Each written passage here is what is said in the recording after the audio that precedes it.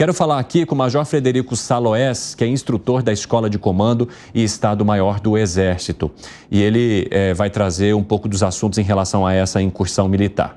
Seja muito bem-vindo. É um prazer falar contigo e eu gostaria que o senhor trouxesse a sua opinião sobre essa operação que agora está parada. Ainda não houve nenhum tipo de manifestação da autoridade israelense sobre o início dessa incursão terrestre, mas o senhor pode traduzir para a gente o que significa, o que muda quando de fato o Exército entra nesse território e os ataques deixam de ser apenas aéreos, mas também em pessoas diretamente envolvidas e com milhares de outras pessoas que também são reféns de uma situação, a exemplo daqueles palestinos que não apoiam o grupo terrorista Hamas. Uma boa tarde para o senhor.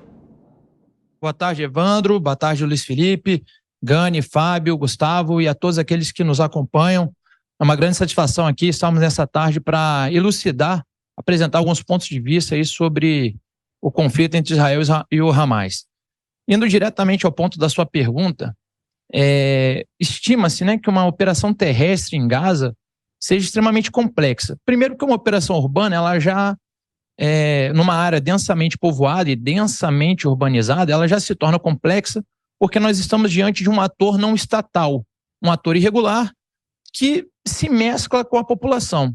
Isso já aumenta sobremaneira os riscos táticos e políticos de danos colaterais.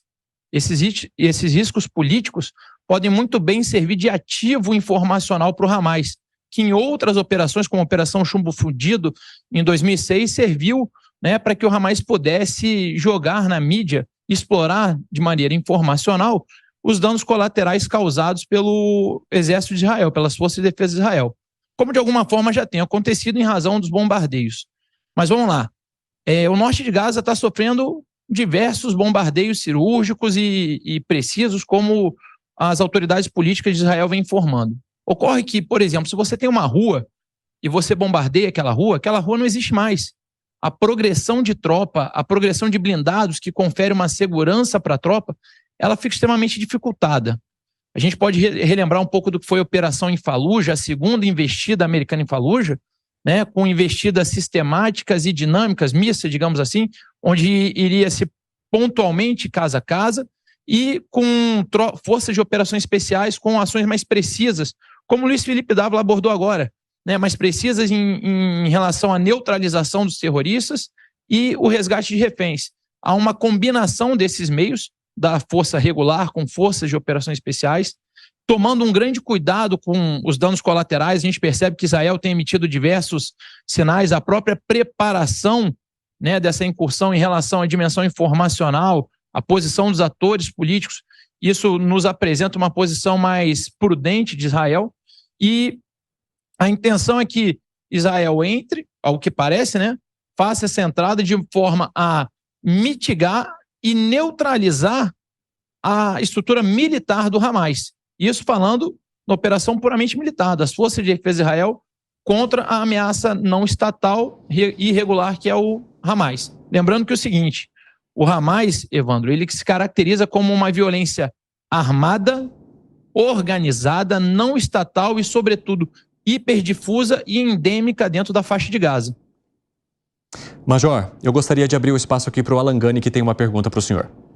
Major, dado uma incursão terrestre, qual que é a garantia que o Hamas não vai matar os reféns? Como é que isso poderia ser bem sucedido? Essa hipótese, ela é válida ou há alguma esperança dele não fazer isso? Boa tarde, Alan, muito obrigado pela pergunta. É muito difícil dizer que há essa garantia. A gente está lidando com atores que perpetram terror. E Israel tem uma experiência muito grande em cima disso.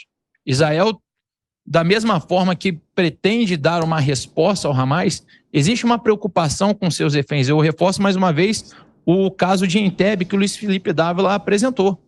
Diante de o xadrez geopolítico que ocorria durante o período do sequestro do avião de Entebbe, Israel tomou a decisão de resgatar seus reféns, de preservar a vida dos seus reféns.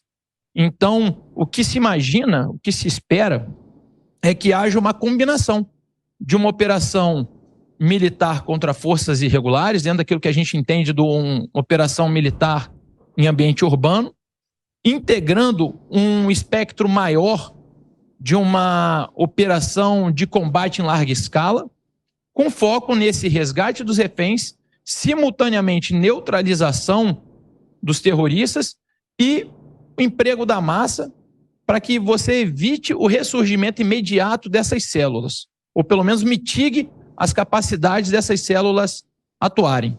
Existe uma tática de combate que Israel tem utilizado, que é a Factral, onde ela acaba progredindo de forma mais rápida e mais eficaz diante dos seus alvos, tudo por meio de uma inteligência precisa e oportuna.